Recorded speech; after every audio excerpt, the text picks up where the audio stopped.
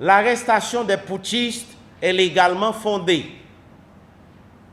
Il a été parvenu à la connaissance du commissaire du gouvernement près le tribunal de première instance de la Croix des Bouquets qu'il y a commission d'un crime qui est en train de se matérialiser à Petit Bois dans la commune de Tabar.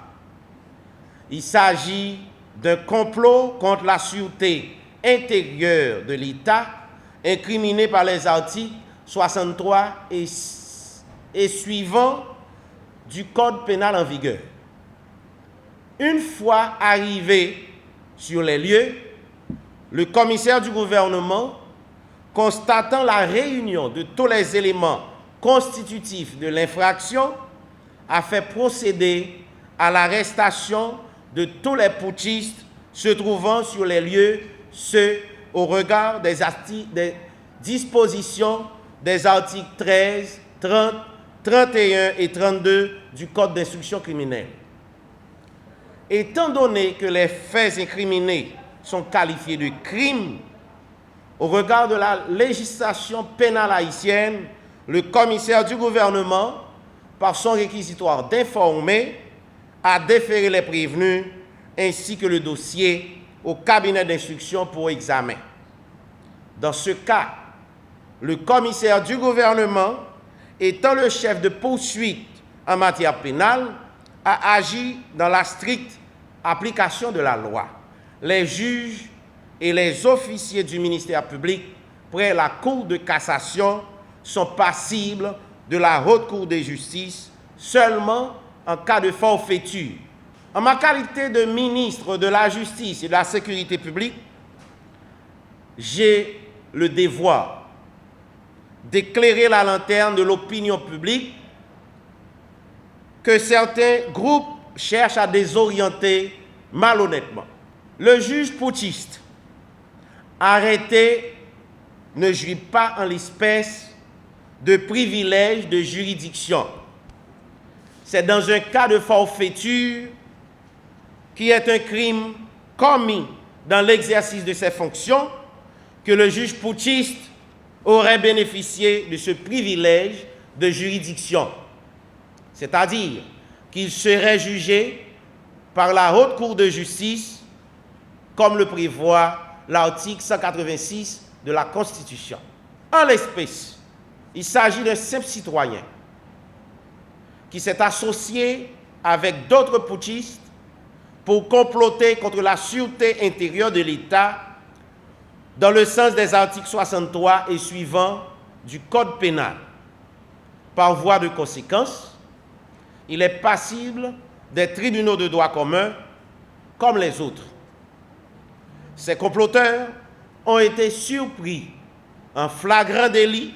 Ils ont non seulement l'intention criminelle, mais aussi et surtout, ils ont commencé à exécuter l'infraction pénale.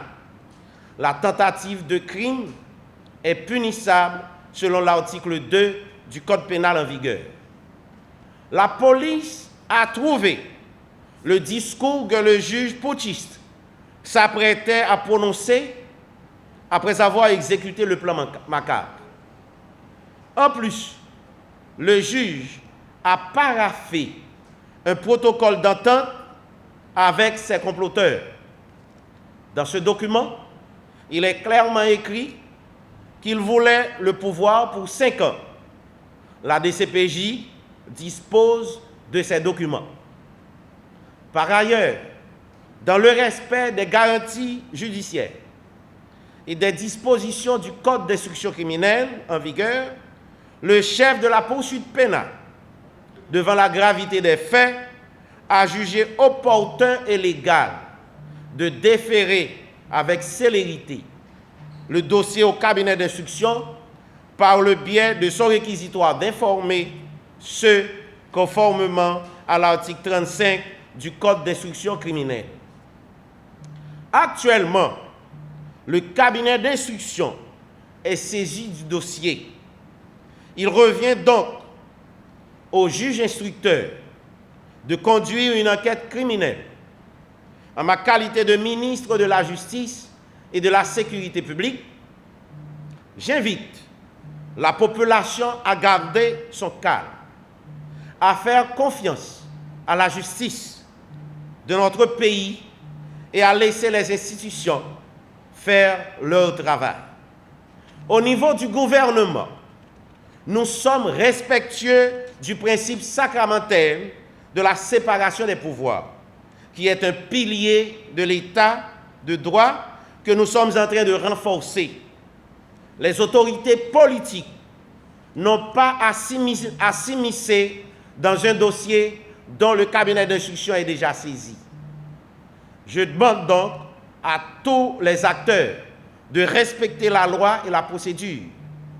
Le parquet n'exécutera aucune ordonnance ne respectant pas les lois de la République.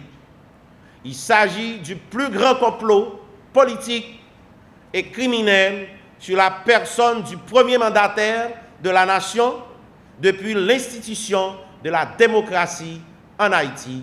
Merci.